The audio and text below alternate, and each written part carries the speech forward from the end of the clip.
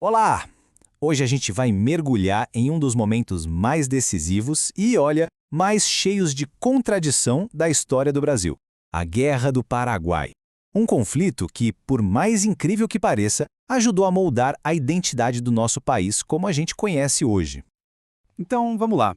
A pergunta que vai guiar nossa conversa é exatamente esta: uma guerra tem o poder de construir uma nação? A gente vai olhar para esse conflito não só como um monte de batalhas, mas como um processo intenso que ajudou a formar o Brasil. E para começar, essa imagem aqui já diz tudo. Ela escancara o grande paradoxo daquele tempo. Um império que mantinha a escravidão, indo para a guerra em nome da honra, da unidade nacional e mandando homens negros, tanto livres quanto escravizados, para lutar no fronte. A hipocrisia era enorme e a guerra jogou isso na cara de todo mundo. Certo. Então, como é que esse conflito deixou de ser uma simples briga por fronteiras e virou uma verdadeira guerra por uma identidade brasileira? Vamos entender isso agora. Tudo começou lá em 1864. De repente, o Paraguai estava em guerra contra uma aliança pesada, formada por Brasil, Argentina e Uruguai. E não foi qualquer conflito, não. Foi a guerra mais sangrenta da história do nosso continente. E por trás dessa guerra toda, existia um acordo, um pacto que definia direitinho os objetivos da aliança. Mas tinha um detalhe: esse acordo era calculado e, como a gente vai ver, bem secreto. O que é bem interessante aqui é o objetivo que eles anunciavam para todo mundo. Oficialmente, segundo o tratado, a guerra não era contra o povo paraguaio. O alvo era o governo do presidente deles, o Solano Lopes. O plano era tirar ele do poder. Mas aqui é que está o pulo do gato. O artigo 18 deixava claro: o tratado era secreto. O que isso quer dizer? Que a população não sabia de todos os planos, que incluíam, por exemplo, pegar partes do território paraguaio. O que era divulgado era só a parte de derrubar o governo.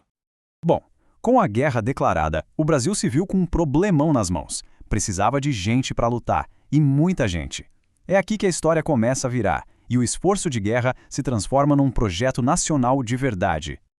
Para a gente ter uma ideia do tamanho do desafio, olha só esse número: 18 mil.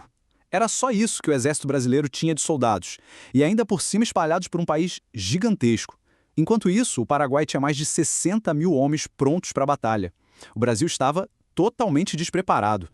E qual foi a solução do governo? Uma convocação geral. O imperador criou os chamados Voluntários da Pátria, um chamado para que os cidadãos de todo o império se alistassem para defender a nação. E o resultado dessa convocação a gente vê muito bem nessa tabela. Ela mostra, província por província, de onde é que vieram os homens que responderam a esse chamado.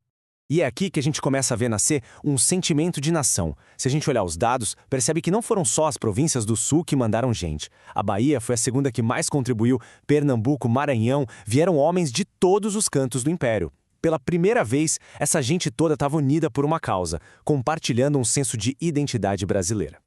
E essa experiência toda, essa vivência compartilhada lá no meio da guerra, foi o que começou a criar os símbolos e os heróis nacionais que a gente conhece até hoje.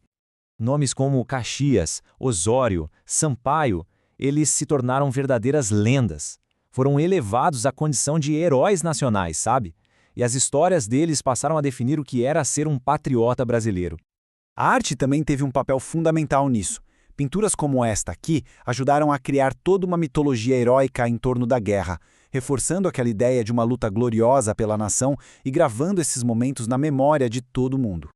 Para muitos brasileiros daquela época, foi a primeira vez que aqueles símbolos abstratos, como a bandeira e o hino, ganharam uma conexão real, uma experiência de verdade, compartilhada e muito pessoal, de sacrifício pela pátria. Ok, agora a gente vai para a parte final, para analisar o legado mais profundo e, quem sabe, o mais inesperado que esse conflito deixou para o futuro do Brasil. E a gente volta para aquela contradição do começo que era simplesmente gigantesca. Como é que um país podia pedir para homens negros darem a vida por ele, enquanto mantinha os irmãos deles e às vezes até as mães deles como escravos? A participação em massa de soldados negros tornou a escravidão algo simplesmente insustentável. A guerra sem dúvida acelerou e muito o movimento abolicionista. Essa linha do tempo mostra direitinho como, em menos de 20 anos depois do fim da guerra, uma série de leis foi desmontando a escravidão até chegar na Lei Áurea, em 1888. E teve outra consequência enorme: a transformação do exército. A instituição, que antes da guerra era basicamente um braço do imperador, saiu do conflito muito mais profissional, unida e, principalmente, com ideias próprias sobre o futuro do país. E essa comparação aqui deixa tudo bem claro. Antes da guerra, o poder estava todo centrado na monarquia. Depois, o exército saiu fortalecido, absorveu novas ideias como o positivismo, aquela filosofia que valorizava a ordem e o progresso, e passou a se ver como o guardião do Estado. Essa mudança de cabeça foi o que levou direto à queda da monarquia e à proclamação da República em 1889. Então a gente termina com essa reflexão. Que legado um país herda dos seus conflitos mais importantes? A Guerra do Paraguai mostra que, apesar do custo humano terrível, esses eventos muitas vezes carregam as sementes da identidade futura de uma nação, mas também de suas contradições mais profundas e que duram até hoje.